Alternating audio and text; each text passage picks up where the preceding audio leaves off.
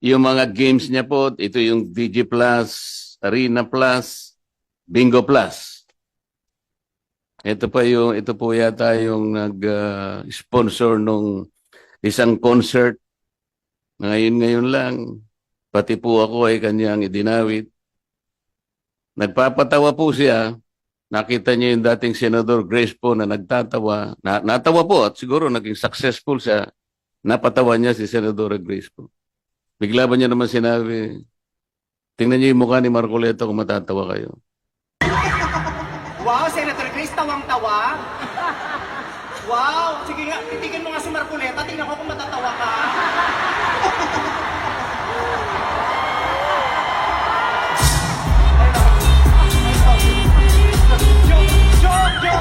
Joke lang, ngayon pa lang nagsisorry na ako. I am sorry, no?